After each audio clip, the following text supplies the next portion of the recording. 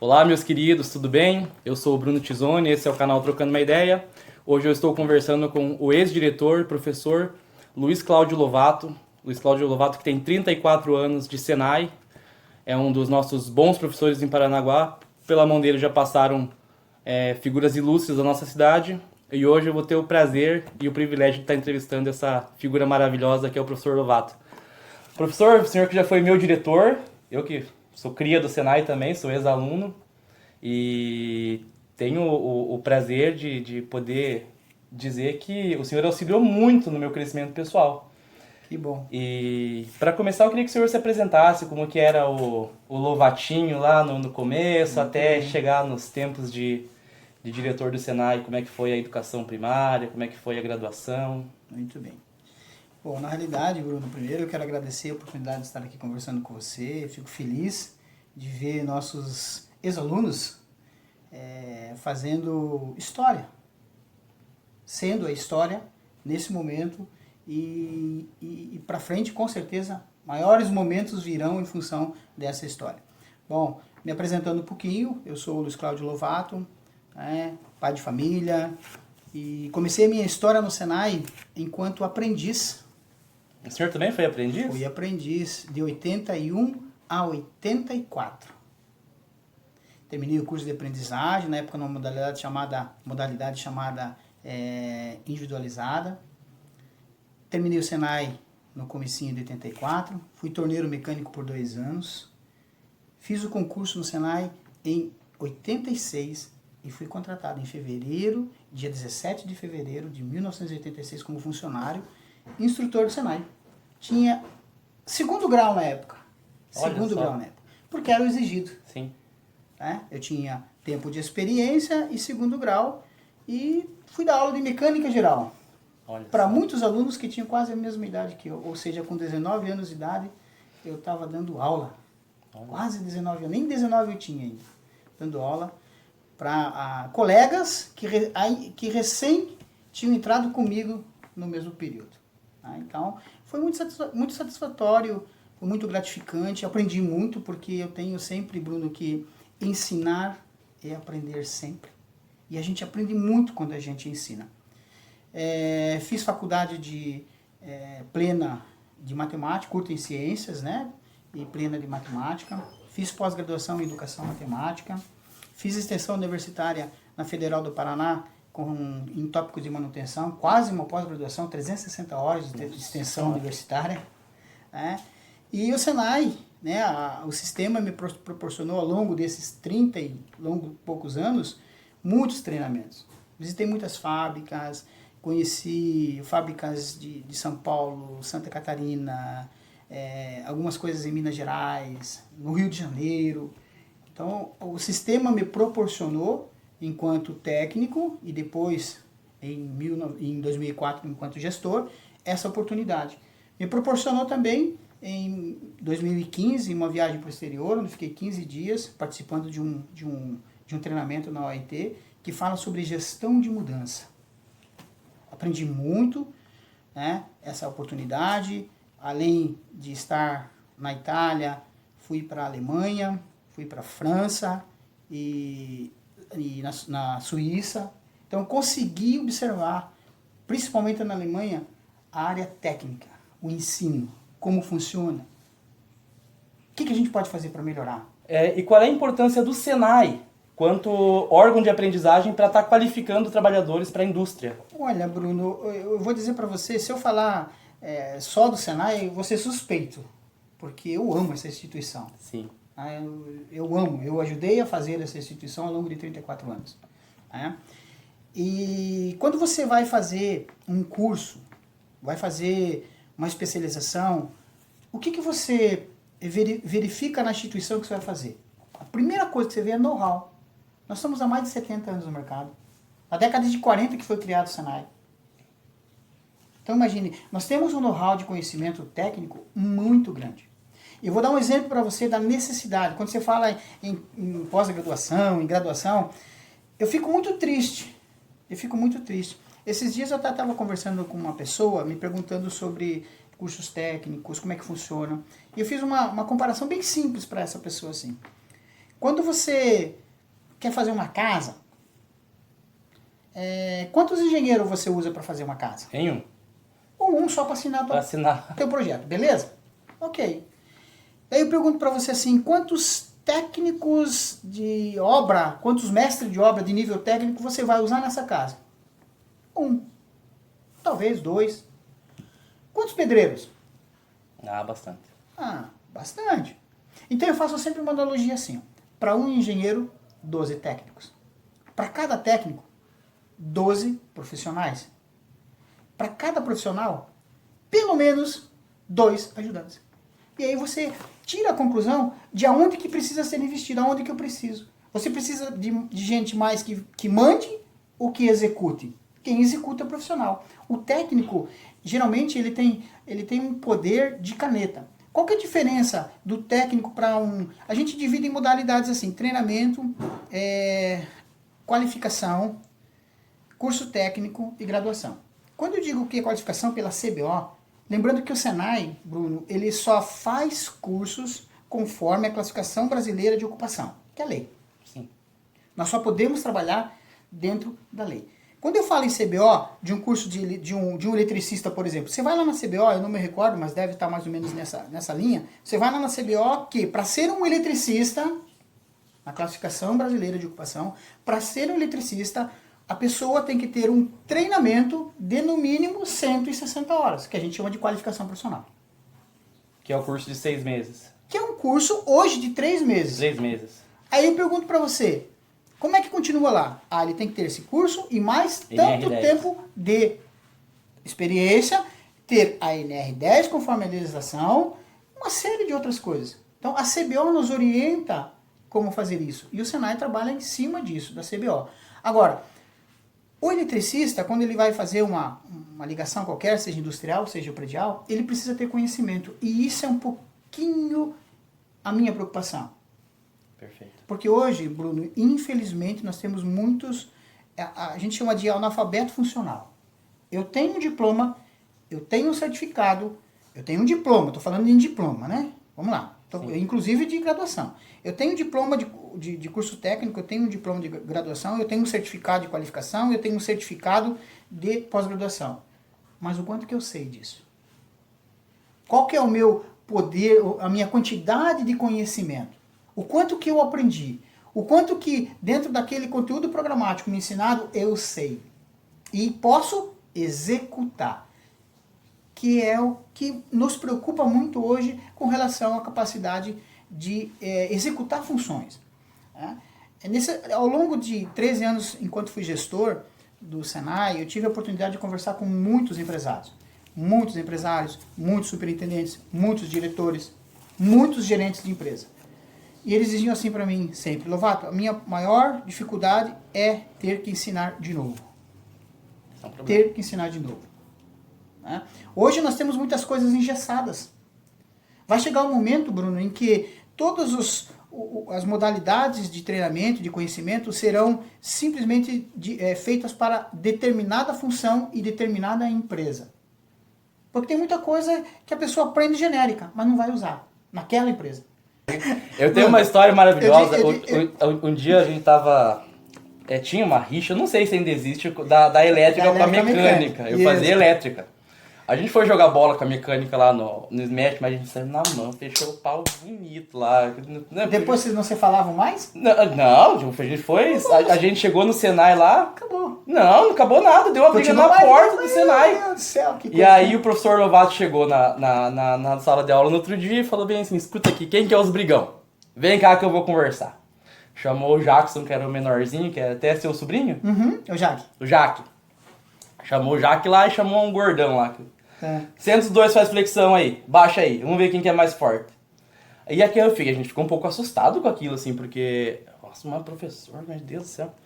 E aí o senhor trouxe toda aquela coisa toda de você tá num ambiente que é, primeiro, privado, e tá fornecendo a oportunidade de pessoas que talvez não tinham condição de pagar o curso mudar de vida. Exatamente.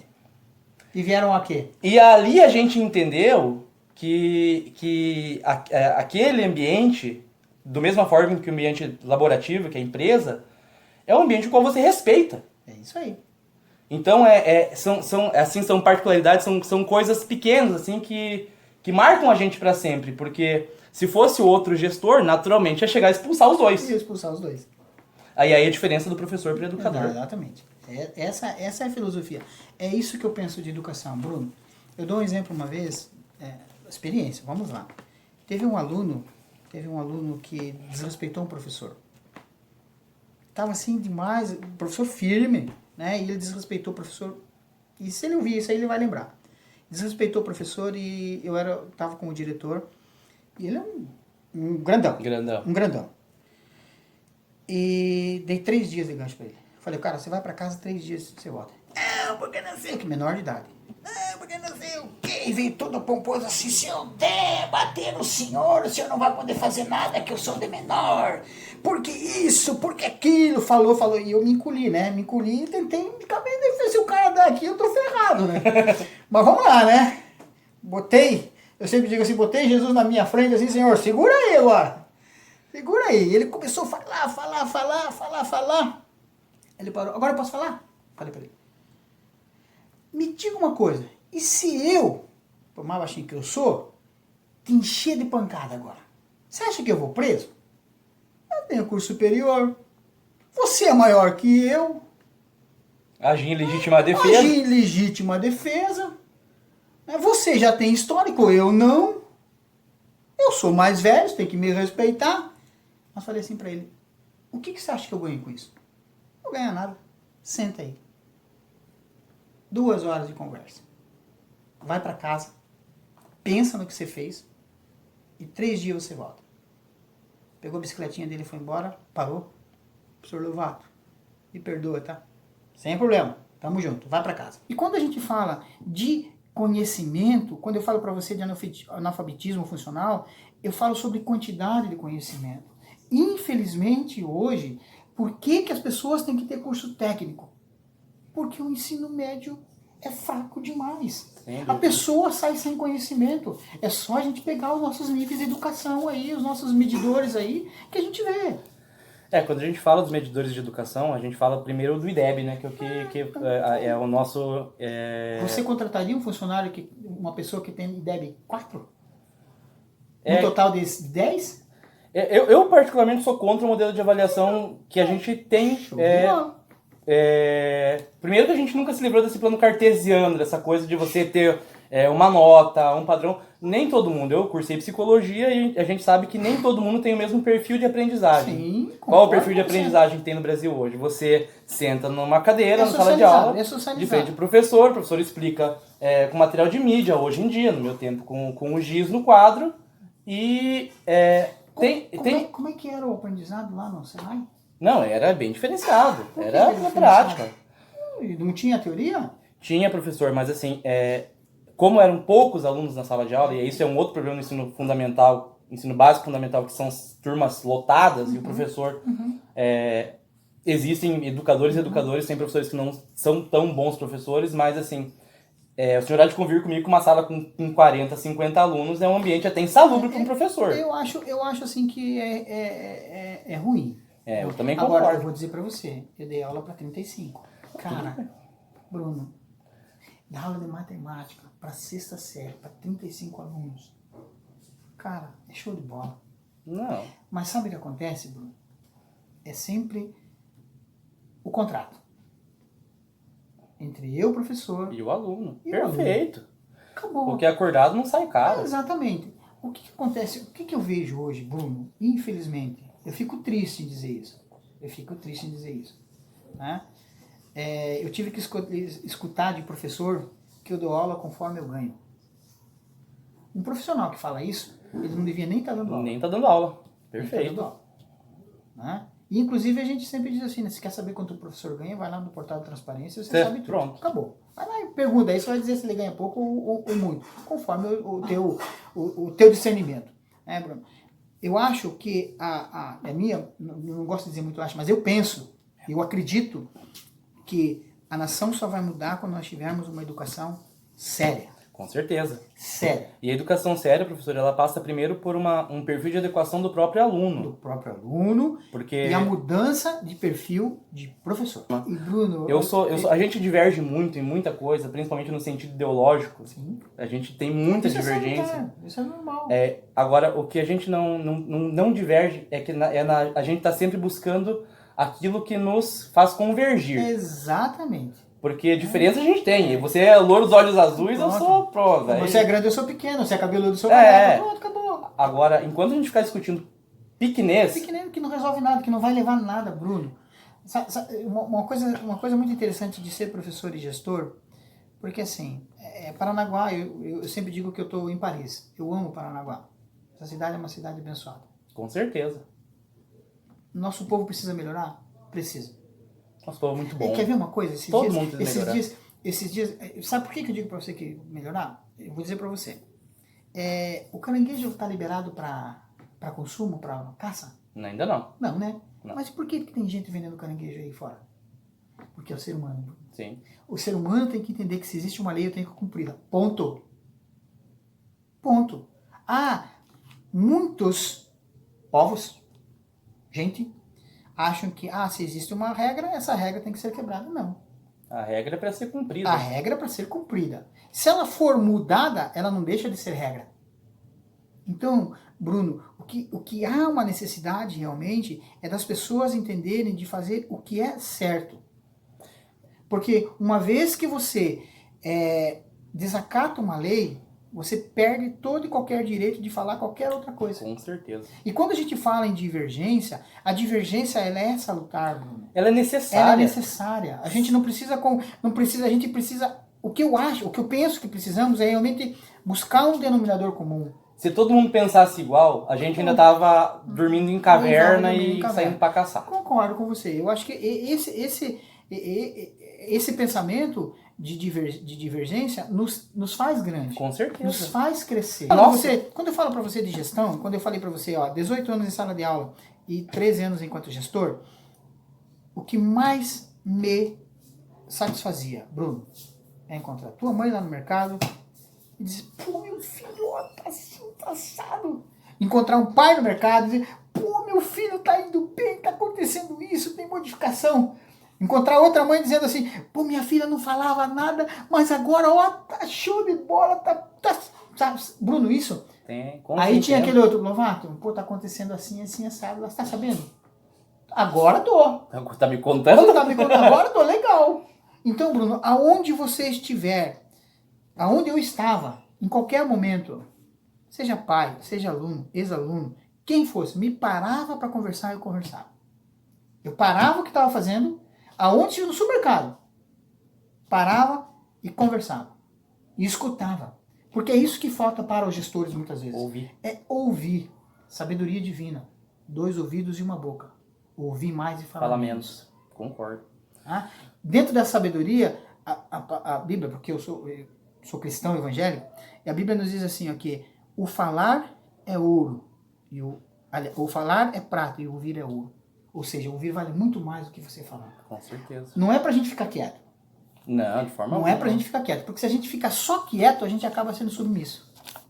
Essa submissão é dizer assim... E omisso também, omisso. Mais omisso do que submisso. Mais omisso do que submisso. Então, Bruno, a gente precisa, assim... Porque a omissão também mata. Mata, claro que dá. Claro que mata. Se você vê uma coisa... Trabalhador. Tá lá na escada. Você passa e vê assim, aquele cara lá vai acabar caindo porque ele tá com aquela escada mal colocada, vai acabar dando um acidente. Mas não é comigo, não vou falar nada. O cara morreu. E aí você tem sangue nas mãos. Você tem sangue nas mãos. Porque você viu que estava errado, você podia ter melhorado e não o fez, Bruno.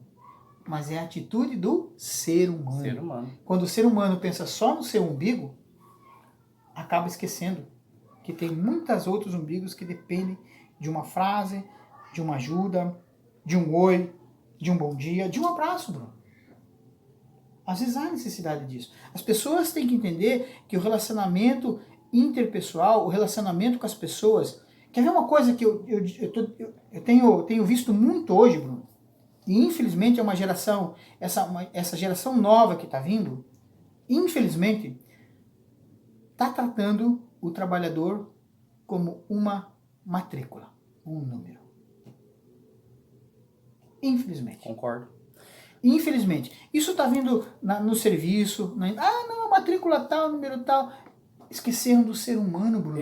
Um ser humano que pensa, um ser humano que tem dor, um ser humano que tem falhas, um ser humano que acerta, um ser humano que erra. Eu discutia isso esses dias com uma ex-professora do tempo da graduação, e a gente falava exatamente sobre isso. Primeiro, o advento do coach, que é o cara que vai lá, cria um linguajar próprio. Você precisa ter um mindset melhor. Você precisa, sabe? É uma pessoa que nunca pisou no chão de uma tornearia e cria um linguajar próprio. Pra mim, isso é o charlatão. Eu fiz alguma sessão de coach, mas daí eu não quis mais continuar. Porque... E o trabalho do profissional, principalmente do profissional de RH, que é o psicólogo ou o técnico em RH, que a gente fala, você não tratar o indivíduo como que a gente... Eu acho um crime você falar primeiro recursos humanos. Eu acho esse linguajar, pra mim, desculpa, não enquadra. Recursos humanos... É que vem uma coisa agora, antigamente que a gente não tinha um poder de pensamento que temos então, hoje. E aí o seguinte, eu tenho um exemplo dessa minha professora que eu achei fenomenal. Ela tinha uma menina de serviços gerais, que trabalhava na empresa que ela trabalhava, lá em Curitiba, lá no SIC, uma empresa grande. A moça todo dia dava um bom dia pra ela, tava meio mal-humorada, assim, mas caprichosa que só ela. Fazia o serviço como ninguém, muito caprichosa, muito atenciosa, não deixava um farrapo no chão. Terminava o dia, juntava as coisinhas dela, terminava e ia embora. E a psicóloga do RH, ela entendeu que ela falou, mas o que será? Não pode a pessoa ser desse jeito, meu Deus, todo mundo cumprimenta. Ela exerceu o papel dela de gestora de RH. Foi conversar com essa profissional. Ali ela descobriu que a profissional tinha 3 filhos em casa, não tinha marido, tinha que alimentar 3 bocas, tinha que buscar a filha na creche depois do trabalho. E aí, com toda a dificuldade que essa mulher tinha, essa lutadora, batalhadora tinha, trabalhava honrosamente todo dia, limpava chão, deixava tudo maravilhoso. E ela saía para... mesmo com salário, com alimentação, ela não conseguia dar uma alimentação adequada para as crianças. Então ela vinha com aquela carga, sabe? Que é um estereótipo muito, muito, muito doloroso, esse estigma da mãe solteira que cria os filhos. E ela trazia aquilo, o que eu fiz de errado que meu marido foi embora. A psicóloga chegou e conversou com ela. Trocou uma ideia lá, o que você precisa, tal. Conversou com o pessoal da gestão da empresa, deram para ela 2 cestas básicas no mês e aumentaram 300 no Vale Alimentação. No Vale Alimentação. Essa mulher disse que foi uma mudança de perfil, assim, não foi de uma semana, foi de um dia para o outro. Ela vinha trabalhar sorrindo, sabendo que ela ia chegar em casa, as filhas iam ter comendo bem. Se a filha chegasse antes dela, mais velha, ela ia fazer uma comida para a filha mais nova, ela não precisava chegar em casa, passar no mercado, porque ia ter comida em casa. Então essa é a diferença do ser humano profissional. Porque quantas histórias a gente pode contar aqui de técnicos em RH profissionais de psicologia ou qualquer outro profissional que vem essa situação corriqueira todos os dias, Bruno, e não fazem nada. Isso não é só técnico de recursos humanos, é liderança. Eu dou um exemplo para você de liderança. Porque assim, as pessoas hoje confundem muito a gestão com status. Mas não existe isso. À medida que você se diferencia por status, você não merece ser líder. Você não merece ser líder. Eu dou um exemplo assim, você conhece minha esposa. Minha esposa, você sabe como é que ela começou a trabalhar na empresa que ela está hoje? Não. Você sabe o que ela fazia? Não. Ela era copeira. Copeira? Ela era copeira. Hoje ela está como encarregada de treinamento e capacitação. Encarregada, surgiu a oportunidade. Então, isso que precisa ter tudo, Bruno, na nossa vida vai ser com sacrifício. Não vai ser. Você vai ter que dar o teu quinhão de sacrifício. Qual que é o quinhão de sacrifício? Você vai precisar muitas vezes estudar. Então, o que aconteceu? Ela teve uma oportunidade, fez um curso técnico. Fez um curso técnico de segurança do trabalho, que a empresa bancou. Ela foi minha técnica de segurança do trabalho, a Catalina. A mulher era brava. Meu Deus do céu. Bruno, é isso que eu digo para você. Esse é o problema de gestão. Esse o problema de gestão. Nós precisamos entender. Inclusive, o profissional tem que ter. não tenho nada contra o salário dos professores, eu acho que eles têm que se ganhar bem. Também concordo, tem que ser bem remunerado. Só que eles tem que devolver tem isso que em devolver em serviço. serviço. Com certeza. Esse é o problema. Eles não entendem isso. Com certeza. Ah, eu tenho que devolver em serviço. Se eu não devolver em serviço, eu não mereço isso aqui. Quando eu falo em projetos, o professor tem que ser orientador de projeto que realmente eu, enquanto pagador de impostos, porque eu que sustento, é você que sustenta. Com certeza. Né? A faculdade, a universidade, a escola pública é sustentada com o nosso dinheiro de impostos. Com certeza. Inclusive com o dinheiro de impostos dos professores que eles vão lá e compram e tem dinheiro de impostos. Tá? Então, por isso que cada um de nós tem que se sentir dono desse negócio. Cada um de nós tem que se sentir dono da faculdade, da universidade, da escola e tem que participar. E tem que participar. Tá? E quando o professor, ele enquanto cidadão entende, mas eu estou aqui, eu estou ganhando bem, se acomoda pra caramba. Entendeu? Bruno, esse cara não merece estar lá. Não merece. Ponto. Concordo. Só que não sou eu que tenho que dizer isso. O colegiado tem que dizer isso. Os alunos têm que dizer isso. Por isso, Bruno, que quando um aluno não tem aula e o aluno vibra, eu me decepciono. Eu também. Concordo. Ah, não tem aula. Ah, não tem aula. Legal, o professor não veio, festa. A gente não pode. Não pode. De forma alguma, professor. Você tem toda a razão. Eu digo assim para os meus filhos. Minha filha no ensino fundamental, ela tinha eu sempre orientei assim, filha, você, no ensino fundamental, o teu professor, você tem que cobrar dele que te ensina. Tá? Você tem que cobrar, você não sabe. Quando você chega no ensino médio, você já é gestora do seu conhecimento. Se você quiser aprender, você aprende. Se você não quiser aprender, você não aprende. Qual que é o papel do professor? Se você não quer aprender, não tem jeito. Qual que é o papel do professor? O professor vai lá e ensina. Mostra uma situação. Ah, pai, mas o professor não ensina direito. Filha, então faz assim. O pai, enquanto pai de você que está lá e que vai cobrar do professor, eu só vou cobrar do professor se você perguntar para ele, professor, eu não entendi, me ensina. Não entendi ainda. Ele tem que ir lá. Se você disser que não entendeu, o professor se omitir de te ensinar, aí eu vou lá. Aí eu vou lá, minha filha. Mas enquanto você disser assim, professor, eu não entendi, você explica de novo? Porque se for necessário 1, 2, 3 vezes, é obrigação do professor te ensinar.